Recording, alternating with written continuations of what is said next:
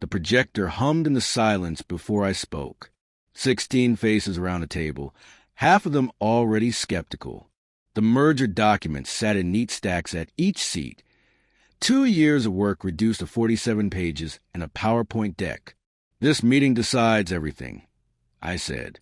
I'd rehearsed that line at 4 a.m. in an empty office. Coffee going cold beside my laptop. Confident. Definitive. The kind of opening that doesn't invite questions, only agreements. The lead investor from Garrison Capital nodded slightly. Good sign. The CFO from the acquiring company had his pen out, ready to mark terms. Better sign. I advanced to the first slide, revenue projections, clean upward trajectory.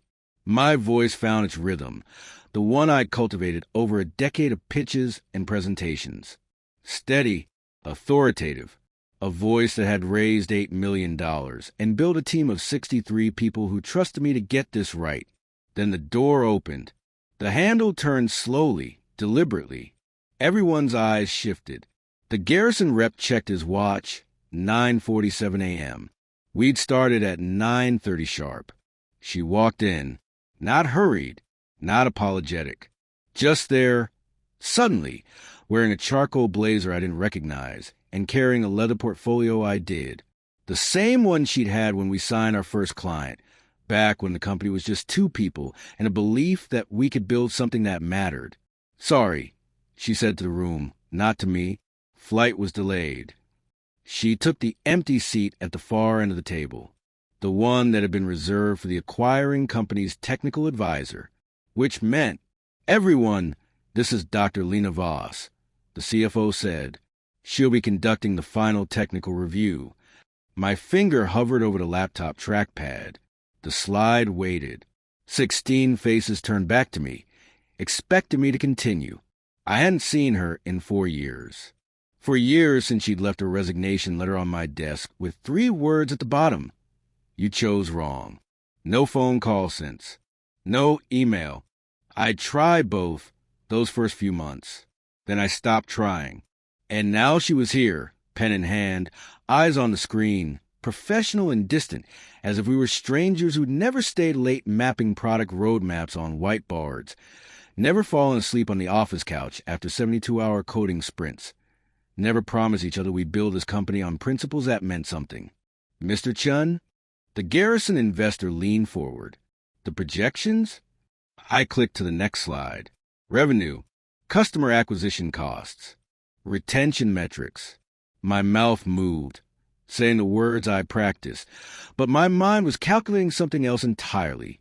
Why she was here, what she knew, whether this was coincidence or strategy. Lena's pen moved across her notepad. She didn't look up, but I felt the weight of every word I spoke landing in front of her like evidence. I made it through 3 more slides before she asked her first question.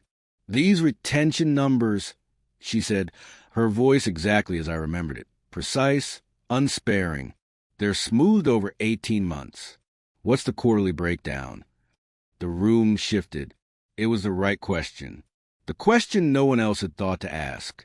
And suddenly, the numbers on the screen stopped meaning anything. We met at a hackathon in Portland. 6 years ago. I had the algorithm. She had the vision for what it could actually do. By 3 a.m., we'd built a prototype that could analyze supply chain inefficiencies in real time, something logistics companies were paying consultants 6 figures to do manually. By 6 a.m., we'd won the competition. By noon, over coffee that tasted like burnt optimism, we decided to turn it into a company. Her apartment became our first office. 2 laptops, a whiteboard we'd stolen from a hackathon venue, and a couch that converted into a bed I slept on 4 nights a week. She'd wake me at dawn with espresso and code reviews, red pen marks all over my functions, her handwriting sharp and certain. "You're brilliant at the math," she'd say, "but you code like you're the only person who'll ever read it." She was right. She was right about most things. The first client came in month 3, a regional distributor willing to pilot our software for $12,000. We celebrated with Thai takeout and cheap champagne, sitting on her apartment floor at midnight, laptop still open, already planning version 2.0. That was when I kissed her, between the product roadmap and the revenue forecast, somewhere around her third glass of champagne, and my second, when she was explaining how we could scale to enterprise clients within 18 months. We probably shouldn't, she said, but she didn't pull away. Probably not, I agreed. We did anyway. For a year, it worked. The company grew. We hired 3 developers, then 7, then 15, moved into real office space, a converted warehouse in the industrial district with exposed brick and enough room to dream bigger. She ran product development. I handled growth and fundraising. At work, we were co-founders. After hours, we were something else, something we never quite named because naming it might have made it real, might have made it vulnerable. The problem started with Helix Ventures. They wanted to lead our Series A, $4 million at a $20 million valuation, enough to expand nationally, to hire the team we needed, to stop worrying about payroll every month. But they had conditions. They want us to pivot the pricing model. I told her one night, late, in the office that had become more home than either of our apartments. Enterprise contracts only. Cut the small business tier. She looked up from her laptop. That's 60% of our current clients. They're 8% of our revenue. They're the reason we built this. She closed her computer. We started this company to make supply chain tools accessible, not to become another enterprise-only platform that only Fortune 500s can afford. We can't scale on small contracts, Lena. The unit economics don't work. Then we find different investors. But I didn't want different investors. I wanted Helix. I wanted their network, their credibility, their $4 million, and the validation that came with it. I wanted to win. The board meeting was scheduled for Thursday. On Tuesday, I met with Helix alone and accepted their terms. On Wednesday, I told Lena it was already decided. She didn't yell. That would have been easier. She just looked at me across the conference table, the same table where we'd celebrated that first client, where we'd mapped out everything we want to build, and said, "You don't even see it, do you?" See what? That you just became the kind of founder we promised we'd never be. Her resignation letter was on my desk Friday morning. She was gone by noon. The office felt bigger after that. Emptier. The exposed brick looked industrial instead of inspirational, and the white boards still had her handwriting on them for weeks because no one else wanted to erase it. I told myself it was worth it. The company grew. We hit our targets. We became exactly what Helix wanted us to be. And every late night after that, I sat alone in the office, watching city lights reflect off the conference table, wondering what we'd actually built, and what I destroyed to build it. I recovered enough to answer a question about the quarterly breakdown. The numbers were solid, mostly. There was a dip in Q3 that I'd smoothed into the 18-month average, a retention drop we'd since corrected, standard practice in pitch decks, the kind of thing every founder did. But Lena knew our customer base. She'd built half of those relationships herself. Q3 last year, she said, "Still not looking at me. You lost a Brennan account. Consolidated Foods. Peak Logistics. What happened?" The CFO from the acquiring company leaned back in his chair, suddenly more interested. "Market correction," I said. "Mid-sized distributors face pressure. We've since pivoted our retention strategy." "You raise prices," Lena interrupted. 40% increase across the board. You called it market positioning. They called it abandonment. The room temperature seemed to drop 5 degrees. Dr. Voss, the Garrison investor, said carefully, "Are you suggesting projections are misleading?" "I'm suggesting," she said, finally meeting my eyes, "that we need to understand the full picture before committing capital to a merger based on incomplete data." She was right. Again, the price increase had been Helix's idea. Squeeze more revenue per client. Let the small players churn out. Focus on enterprise deals with better margins. It had worked, technically. Revenue was up, but we'd lost the companies that had believed in us first. The ones Lena had personally on board. The ones we'd promised we'd never leave behind. The presentation limped forward. Every slide I advanced felt like walking through a minefield.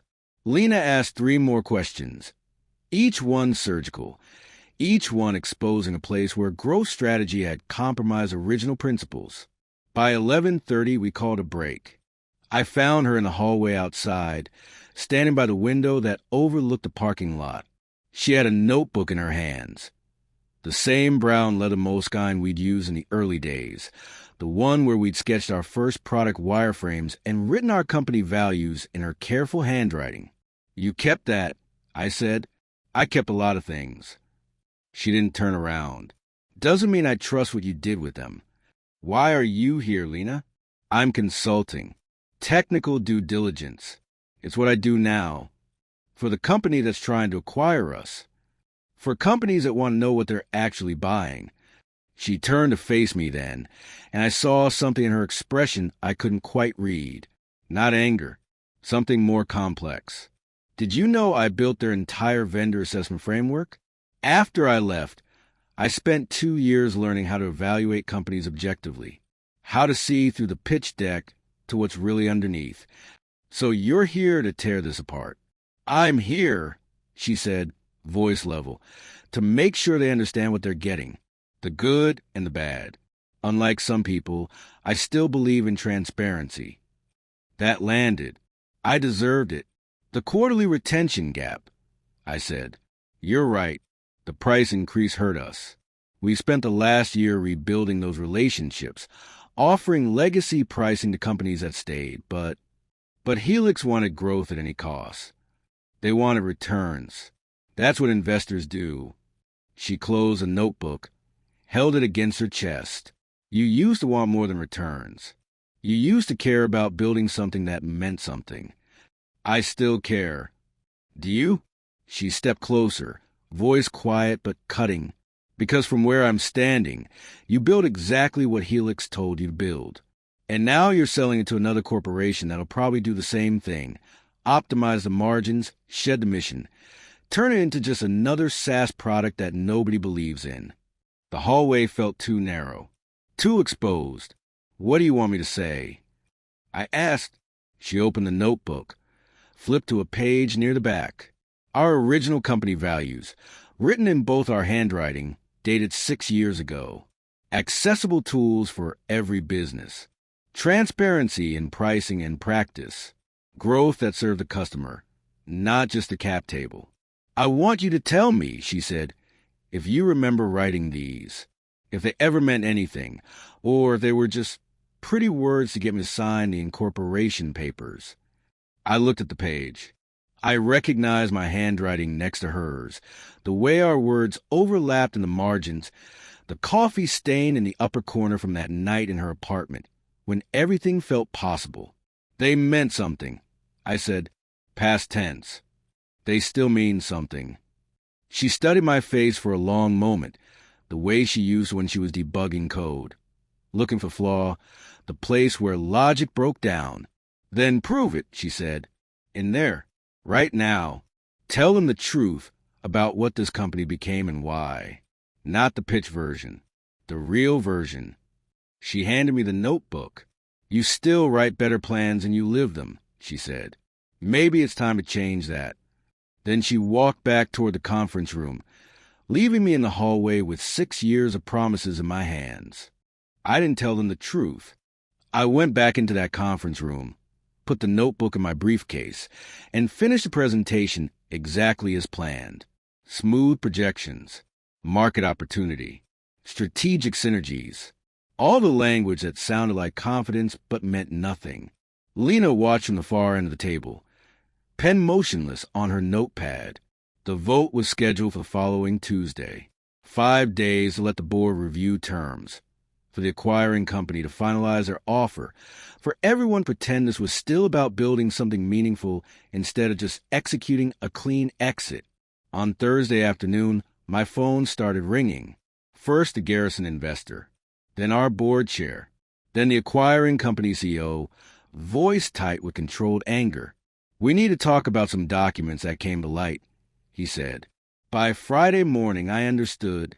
Someone had leaked internal emails to the board, My correspondence with Helix from 2 years ago, the conversations about aggressive pricing strategies, the projections I'd inflated to secure their Series A, not fabricated numbers, but optimistic ones, stretched to the edges, the kind of thing founders did to survive, but looked damning when stripped of context. The subject line on the board's emergency meeting invite, Fiduciary Concerns Re, Merger Discussions. I sat in that same conference room at 8 a.m. Saturday, different audience now. Our 4 board members, 2 lawyers, the lead investor from Garrison with expression that could have frozen nitrogen. These emails suggest a pattern.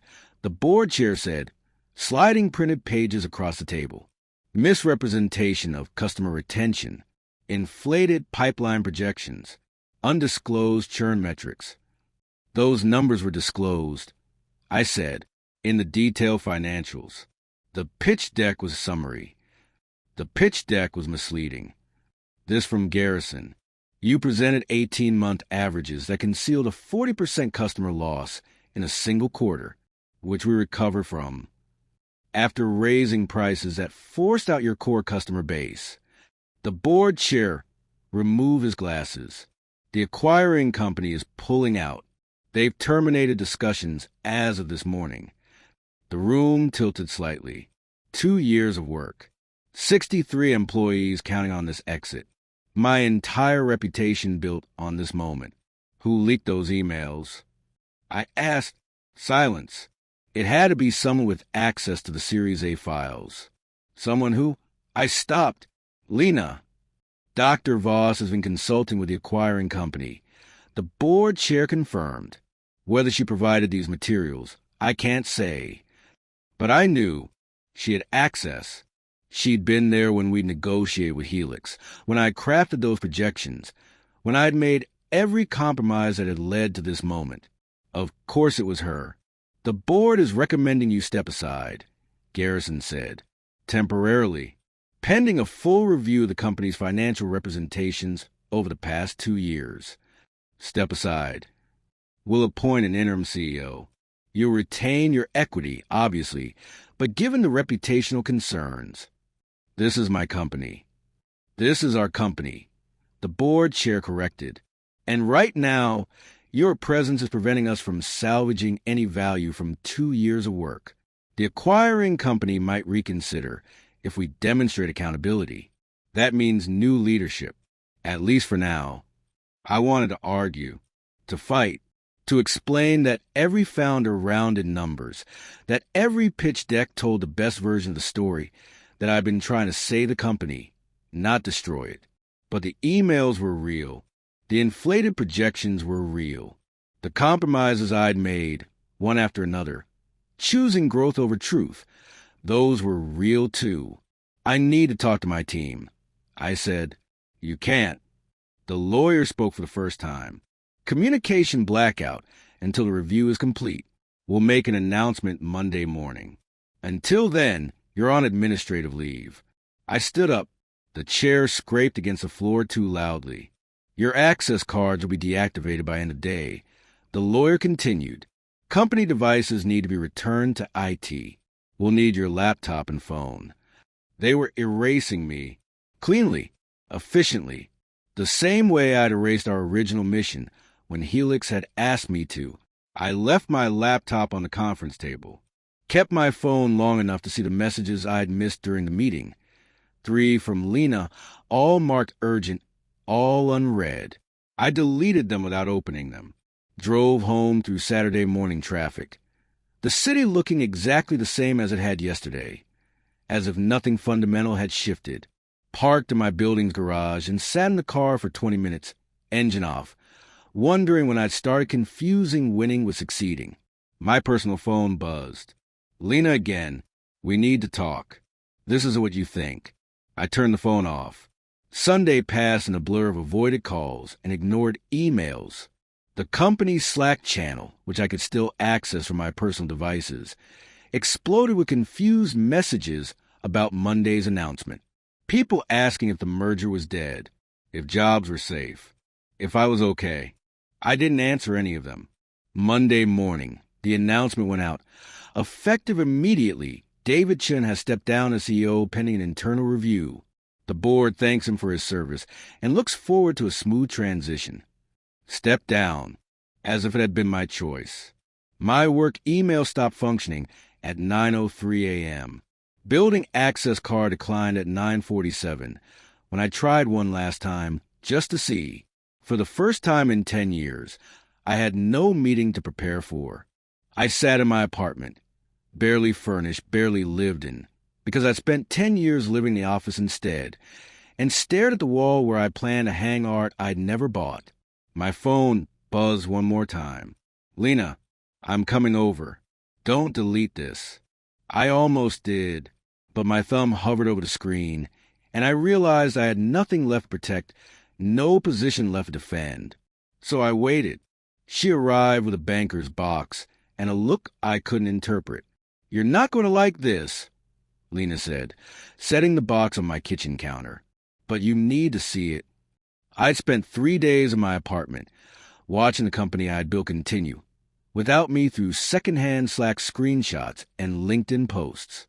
The board had appointed our CFO as interim CEO. 2 clients had already requested transition calls. My professional obituary was being written in real time. "If you're here to apologize, I started. I'm not." She opened the box. Inside, printouts, USB drives, a legal pad covered in her precise handwriting.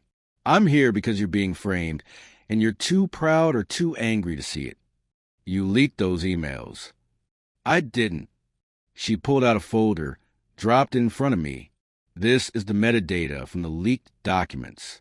They were accessed from an IP address inside your office network, but not from my login. Someone used the system's admin account to pull them from the archive servers." I picked up the first page. Timestamps, access logs, technical details I barely understood. "Your COO," Lena said, "Andrew Trent. He's been feeding information to Helix's competing portfolio company for 6 weeks. They wanted to kill your merger, so they could acquire you for pennies once the deal collapsed." The name hit like cold water. Andrew. I'd hired him 2 years ago on Helix's recommendation. He'd been professional, efficient, completely loyal, or so I'd thought. Why would he?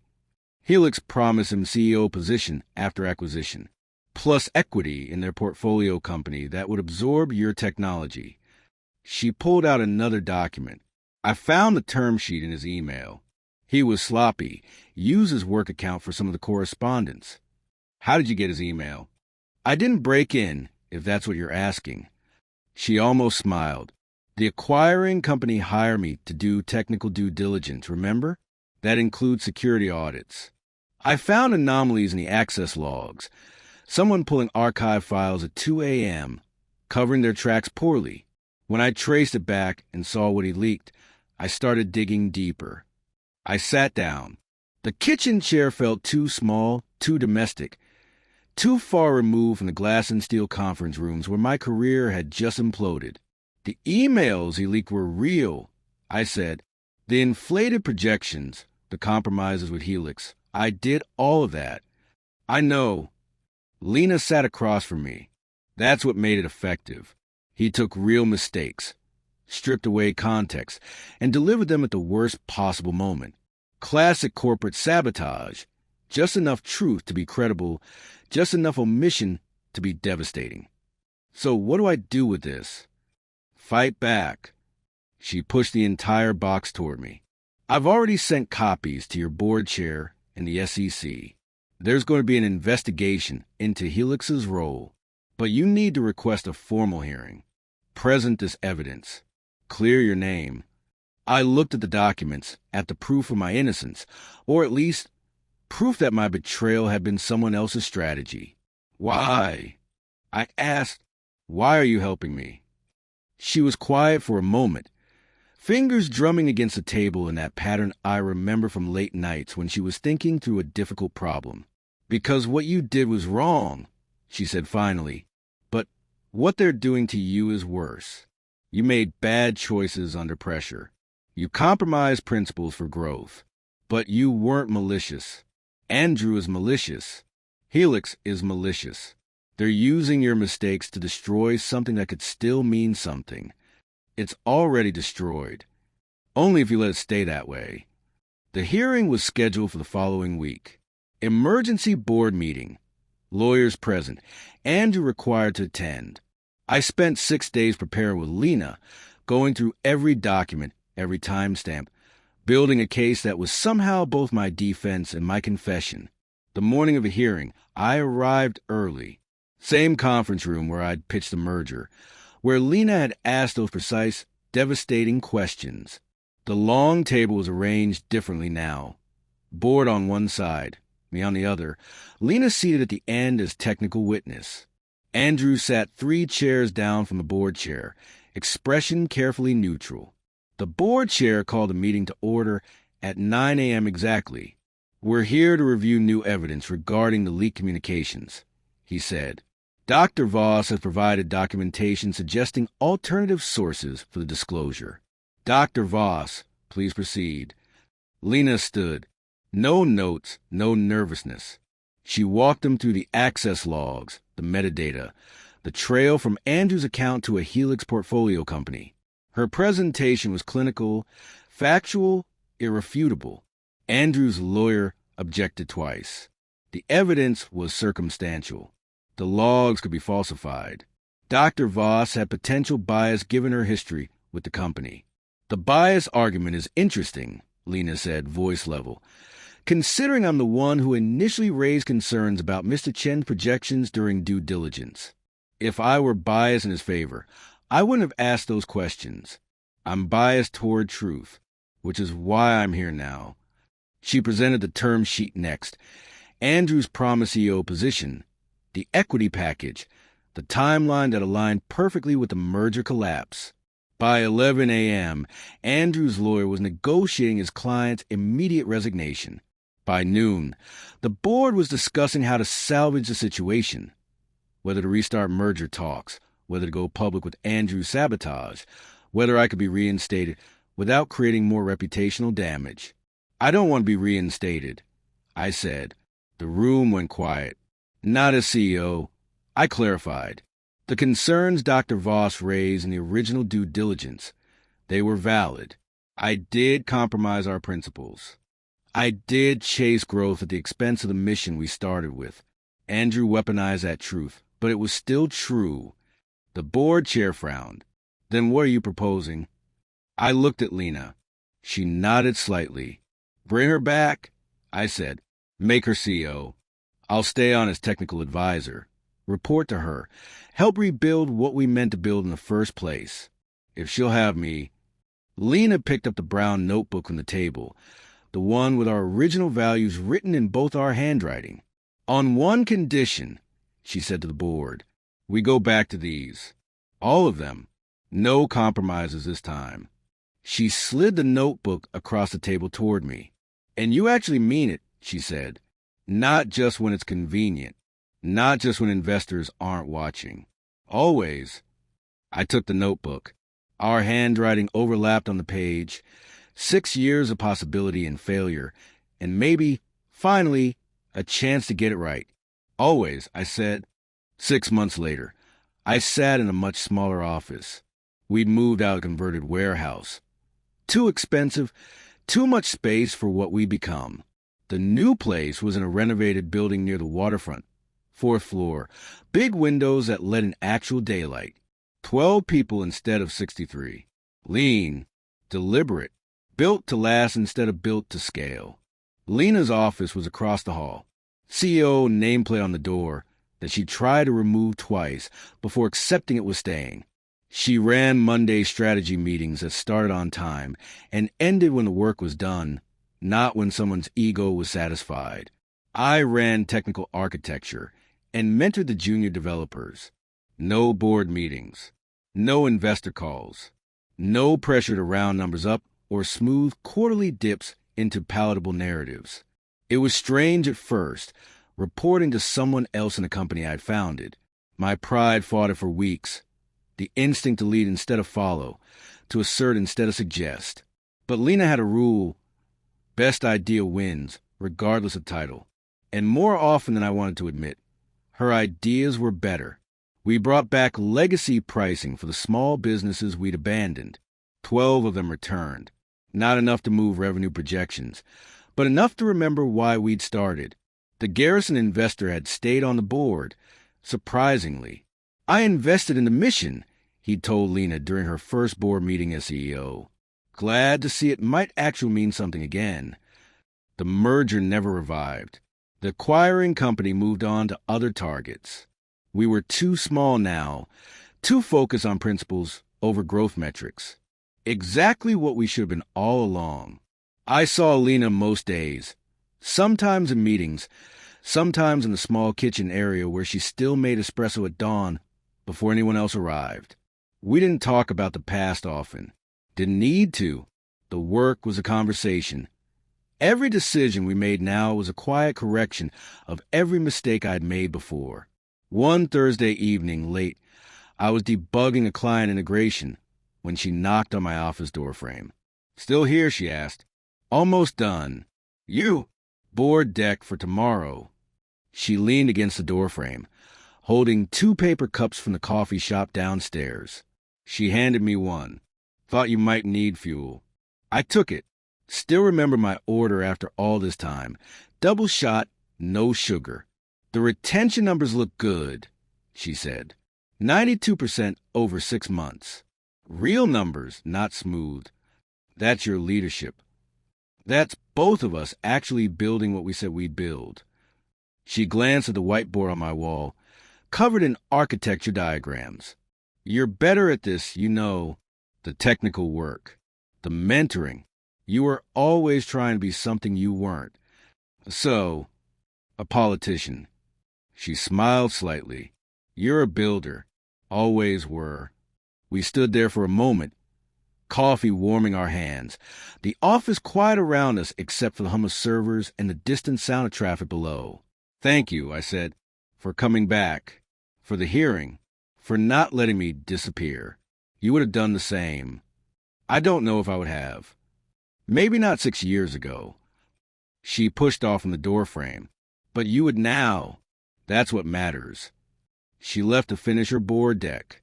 I returned to my code. The work steady and clear. No need to oversell or underdeliver. Just build something that worked for people who needed it in a way that didn't compromise what it meant. The city lights came on across the waterfront as evening deepened. I closed my laptop around 8, earlier than I used to, because there was no crisis to solve, no investor to impress, no meeting tomorrow that would decide everything. This meeting didn't decide everything. It just reminded me what matters.